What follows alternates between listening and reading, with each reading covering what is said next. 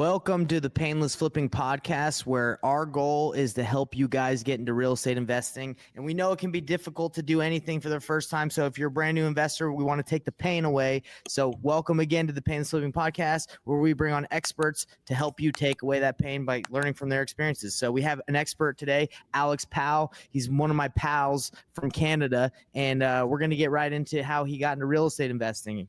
What's up, Alex? How's it going, man? Thanks so much for having me.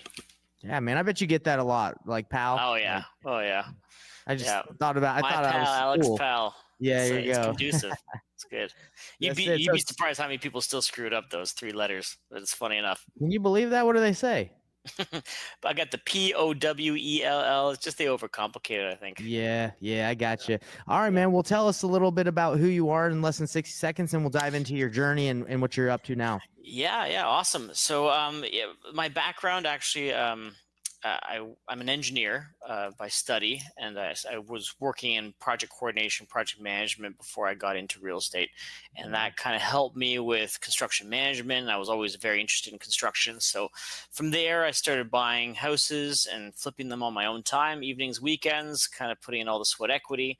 And Canada went through just a sensational real estate boom right in that time. So I had acquired a few properties at the time, and things just skyrocketed, and it really helped position me for doing this as a full-time career.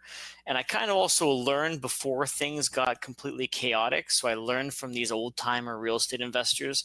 So, a lot of the steps that I was taking was still very conservative, which actually has served us super well right now, where interest rates went through the roof and you saw a lot of people go belly up. And we're like, we managed to weather the storm, it was pretty cool. So, we started off, like, I started buying a single family house, living in it, house hacking it, then, added an additional basement bedroom where I actually lived in the bathroom. Then I duplexed the place, and I flipped one place and another. And next thing you know, I quit my job. And then I met my wife, Kaylee. Actually, I got my real estate license, and we met through real estate. Wow. And now we have 3 kids. We got a baby number 4 on the way, actually in January. So we're really, really excited about that. And yeah, man, we've gotten into some pretty cool projects. Like, we've done, $700,000 major renovations on apartment buildings. We've jacked up and leveled out like 4-story buildings kind of thing. So we've done some really fun things, and that's the part I like about real estate is you can get into some pretty ugly deals, and if you can make it nice and beautiful, you can there's a lot of upside potential on some of these opportunities. So that's been a big thing, and that's what we're focusing on now. We're actually going to be looking at value add opportunities, but in larger scale buildings. We've been slowly scaling up into the apartment building world, so now we have a number of them under our belt, all across not just Ontario, but we've done New Brunswick, we've done Alberta, we've also bought in Columbus, Ohio. So yeah, it's really exciting stuff. That is exciting, and I really like that. That's amazing. So you were you said you were an engineer, or you were studying to be an engineer. I'm assuming you were already working as an engineer, right? Yeah. I did mechanical engineering in university, and then straight out of university, I worked in an engineering capacity for a large industrial contracting company. So I'm assuming you're making great money. What made you want to flip on the side? I mean, you probably were doing fine. Yeah, I caught the real estate bug at a young age. Actually, I was like 15 or 16. I used to go to, at the time, my cousin's husband's auto body shop. This is when I was in college and university. And he would let me use his hoist so I could change my brakes or do whatever. And he was getting into real estate at the time. And I remember going upstairs, and we'd have a coffee as we're just shooting the breeze or whatever. And he'd give me a book. He'd be like, you got to read this book. And I'd devour it. I'd be, this is incredible. And then he'd give the next book. And then, he had bought a place at the time in Toronto, and he's like, yeah, we're going to be renovating it. And I was like, why don't I come help you paint? And so, we just got along really well. So I helped him out, and then kind of hear things, and you're kind of interpreting and internalizing what they did and how they did it. And you kind of get to see the numbers projected. And at the time I was working at my uncle's tool and die shop. So this is before university, but at the time I was like, I cannot imagine my life being like this. At the time I was working just stupid hours, and I was Yeah, like, the yeah. guys around me were all miserable, and I was like, this is crazy. So the idea that you can make money while you're sleeping was mind blowing to me. Yeah, it is. And to That's this day, I insane. Yeah. keep telling people, like, don't, pay off this piece of debt or whatever. Why don't you buy an asset that can pay off this debt? Or there's just the second that transition of thinking takes place, your whole world goes upside down, and next thing you know, you're making money. So So what book was that he gave you? first one was Rich Dad Poor Dad. It's the old classic. That's the Yeah, classic, dude. yeah, for sure. And what was There's the another you one remember too. the next one? Yeah, it was real estate investing in Canada using the acre system by Don Campbell. And Don Campbell is like, if I had a shrine at home with like a little golden statue of somebody and I could light a candle next to it, would probably be Don Campbell. I love the guy. Dang. He started a real estate investors network group called RAIN back in the day. This is I even think I've heard of before. it. Yeah. Yeah. So it was really, really popular. He's since sold his stake in it, and I believe he's doing farming or something like that out in British Columbia right now and living I it up. love But that, man. I Yeah. honestly, the guy is like tried and true, like salt of the earth real estate investor who's not like, he's not about your like bling bling and your like fancy Ferraris, but he's about like practical and long term. And he became very successful. And I think he bred a lot of successful real estate investors. And when I mentioned at the beginning, Incredible. it's like the guys that kind of I learned from at the beginning, it was going to these events and learning from these old timers that had been through market cycles, and they weren't getting hypnotized by the sexiness of current market trends at the Right. time. Which was Yeah, really they always stay conservative because they've been through it all, so they know it can change at the drop of a hat, right? Just like what happened, right, when you said you saw the boom, but you also saw the interest rates go up. So, but you were protected. Man, that's so crazy. So you said you were 15 or 16 when you got this Rich Dad Poor Dad book. Is that right? Yeah. Dude, mad respect to you, man. I when I was 15 or 16, if someone gave me a book, I wouldn't read it. Just because I was not like a reader, dude. Honestly, I don't know what it was. I think what it was is that my cousin kind of treated me eye to eye. Like he didn't treat me as a kid, even though he was an adult and I was a kid. And in fact, I don't know why, but he had 2 tickets to the real estate expo in Toronto. Yeah. And he called me up because he knew I was getting interested in what he was talking about. I was listening and I was like absorbing it. He's like, you should come with me to this real estate expo.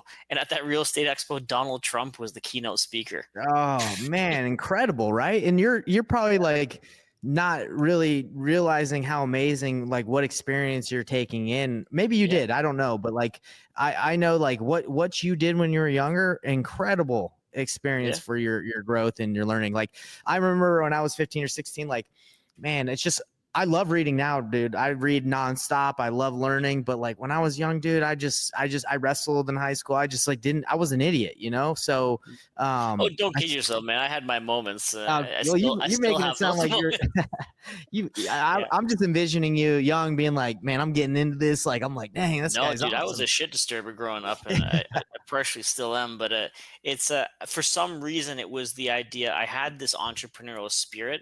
I think that's probably what you call it. My dad always said, like, I used to march to the sound of my own drum kind of thing, which are all these indications. I've got that sparkle in my eye when I had seen opportunity, naturally competitive, that kind of thing. But I love it. For real estate, I think it just clicked. You see all these people who are just working, and the ideas in Robert Kiyosaki's kind of messages are pretty straightforward. It's like, buy assets that produce cash flow. It's like, if you want to get out of the rat race, you have to either be an investor or a big business owner. You can't save yourself financial freedom. So all these things is like, shit, then how do you do that, right? That's wild, man. It's interesting. Like I've gone straight to the dream life without like building all the passive income. Like I wholesale, right? So there's active income, but I told you I moved here to Canada. So I went, we bought a farm out here, owned the property outright, like no mortgage, and just like I have a rental. I sold another one. But anyway, just like went straight to the dream life. Now I'm just like chilling on my farm and working. Right. But it's, sometimes people like they want to, get a bunch of properties or get a bunch, like wait till they get there. But I'm like, man, just go do it right now. There's nothing holding you back, So that's awesome though. That's awesome that you learned and, That's awesome that you took the initiative to do that at a young age. Like that clicked with you. I wish I would have had that, but hey, it's the journeys we go on, it's awesome. You mentioned at the beginning too, like, the purpose of your podcast is to help people, get into real estate investing and to understand it. And, I come from quite a conservative kind of background of like parenting. My parents are awesome. Like nothing, I can't say a bad thing. They gave me a loving home and all that. However, they like totally like, you go to school to get a job, and you get a good job, you get the best job you can so you can work and make somebody And you did proud. that. You did really good. You became a So I've mechanical kind of engineer. followed my dad's footsteps. My old man's an engineer too, right? So, but the idea of breaking out of that and becoming more entrepreneurial, actually more so, was my grandfather. But even I remember when I bought my first house, my mother was so uncomfortable with the idea of me actually going and buying a house. Whereas you'd be like, this is freaking awesome. My son's finally buying it. Like, no, it was like, you cannot do this. This is the biggest mistake ever. Wow. And Yeah. that first house that I bought, it was just a dinky little property on the Hamilton Mountain here in Ontario. That in itself funded the whole renovation for where we live now, which is like a dream house. That's amazing. Yeah, exactly, dude. You like buying it. Man, now people are like, you got to get a house as soon as you can, like get in as now it's right? urgent. Like, I know. yeah, you have to get in or you're going to be paying because I'm sure the house that you said that you bought first, I'm sure appreciated a ton. I bought it for $186,000 and it's now probably worth $700,000. How do you do that? That doesn't even make sense. I know. And that's 12, 13 years, let's say. Yeah, like the house that I bought in the United States, I bought it 270, and then I sold it like 6 years later for 650. So just crazy stuff like that. And that's how I was able to buy a house here cash, right? Because you take the American money, which is worth a little bit more than the Canadian dollar. And what is it, like $300 to the Canadian dollar at this point or something like that? Yeah, it's something crazy. But yeah, so real estate is amazing. It really is. Like, even if like you dabble and you're like, well, let me get a W-2 and I'll own like 2 or 3 rentals throughout my life. Like that alone is like an amazing nest egg. Like if you just did something simple. Yeah, actually, it's a good segue from what you're bringing up too. I think you're right. If you're looking at like a small portfolio, something manageable, and you want to buy 1 or 2 pieces of rental property, I think it's a really good idea. Like super smart, because remember, when property values go up by, like, you might have, let's say, call it $100,000 home, you've got $20,000 as a 20% down payment. If that $100,000 home goes up by 20%, like, it's the value of the home that's gone up, but your return on investment has like skyrocketed from what you put in. But what we notice too, and this is our own thing, like this is kind of what transitions us into the bigger deals, is that single family homes, when you're renting them, or even duplexes, triplexes, tend to be a little bit, you start to see more production from like multifamily in that scale. But for a single family home, the cash flow nowadays isn't great. Property values has just outpaced what the rents are going to be.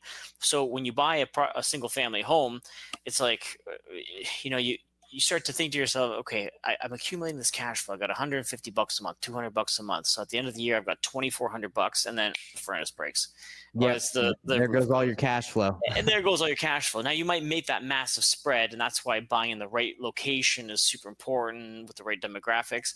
But when you get into the economies of scale of actually unit composition, that's where that cash flow tends to like become a little bit more stable, so that even if you have 1, 2, 3 vacancies at one shot, it doesn't erase you, right? So for example, we've got apartment buildings right now in Edmonton, and it's like, it's a big difference. It's like, you're not cash flowing $100 or $200, you're cash flowing like $2,000 a month. And that, if like one tenant doesn't pay or something, like, it's not the end of the world. You can weather that storm, and you can rebuild your coffers pretty quickly. Now, obviously, apartments have more money, more problems kind of thing, or more zeros. Big, a boiler is a lot more expensive than a furnace for a 12-unit, right? But anyway, that's the whole theory there. And of course, people need a place to live. There's the shortage of housing is just unreal. So, are you looking to do investments in the United States, or are you mainly looking to stay in Canada? Yeah, we're actively looking. As I said, we've bought and flipped in Columbus already. I'm looking Columbus, at Ohio. What is that? Ohio? Okay. Yeah. So so we actually, I was just there like 2 weeks ago, just visiting some friends, and I actually met a bunch of people. I did completely virtual flips out there. Oh yeah, So awesome. like bought the property sight unseen, except for like pictures and things like that.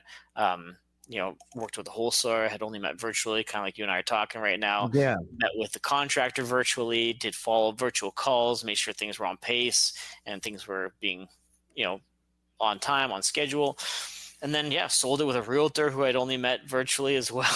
It was wild. That's all I do, bro. I don't meet Yeah, anybody really. it's I just do everything the virtually. idea of that, it's so far fetched until you do it, and you're And like, then you're like, that's no wild. biggie. Yeah, yeah. It's crazy. I'm very involved in the flipping that we do here locally. Right. And when I mean very involved, I don't touch the tools anymore. But like from a coordination standpoint, I make sure I check out the sites probably at least once a week, right? Make sure things are going. And I'm well versed in construction. Partially, I'm kind of a glutton for punishment. I like it. So like I'm kind of nosy. I want to be in there I and dig see it, what's yeah. going on. But it was awkward actually doing these kind of flips and stuff in Columbus.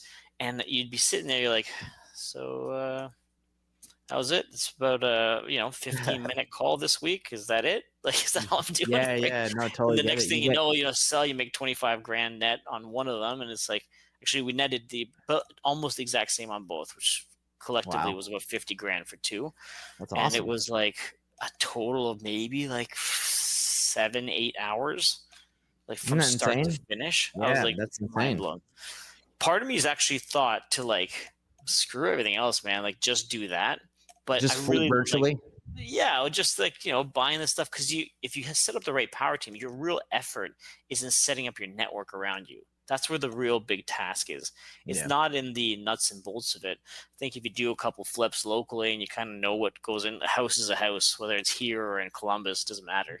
Right. Codes vary slightly, but I do really love the idea of like long-term passive appreciation, having something that is like, is just churning, right? Yeah, So that is nice because that's the thing with flipping and wholesaling. It's active income, right? So it's yeah, not passive. It's exactly. not going to keep going. That's the issue. You got to always keep doing it, but it's good, right? It's good. I think you need both, right? You need some active and you need Yeah, passive. for sure. So that's amazing, man. So where can people find you if they want to work with you? I know you say you're looking for investments and looking to raise capital to work with people and give them a return. Tell us a little bit about like where they can find you and how you can work Yeah, together. for sure. So of course, we're getting into bigger apartment buildings. If you want to see or set up a call and kind of ask some questions or whatever, we have our website's www.palpropertysolutions.com. And there you can kind of see some examples of projects that we've done. You can kind of see some videos and things like that. We also have a podcast as well called the Real Estate Leadership Legacy Podcast, which we're going to be on together. I know that. We also have a full one of our active income streams is actually we have a property management company here in Hamilton, Yeah, yeah. Ontario. So for anybody local that has local properties and needs good management, we set up a company called Solutions Property Management. We always felt like property management was just a ripoff. And if you Mm, felt that way and you're like, oh my God, what am I paying for? Give us a call because that's kind of why we set up this business the way we did because we're just, that's awesome. yeah, it was bred from frustration. So, but yeah, It's usually the best. palpropertysolutions.com. Yeah. The best businesses usually are, right? Bred from Yeah. frustration, trying to solve a problem. So that's awesome. You got it. So palpropertysolutions.com is where they can watch some videos and reach out to you. Is that what you're Yep. saying? You got it. You got it. I love that, man. Well, it's been a pleasure chatting with you. And I honestly think we'll probably do some deals together, whether that's here in Canada or in the States. I come Yeah. across deals all the time because I teach people how to get, their first or next wholesale deal and how to do deals consistently from doing zero, to 2 to 3 deals consistently a month. So, we're running across deals all the time. And if you're Love it. interested, we can always send you kind of For what sure. we're looking at. 100%. Put me on that buyer's list. Let's do it. Let's do it. All right, man. Well, is there anything else, any nuggets you want to leave the audience with before we take off? Yeah, I mean, like you'll hear it till nauseum, but take action, it's Right. funny when you sit there and you absorb all this information. And for those of you listening in your cars, and maybe you're not seeing the videos as much, but you're just internalizing this. When was the last time you blinked and 5 years went by? And it's sad because in 5 more years from now, you could be like a multimillionaire.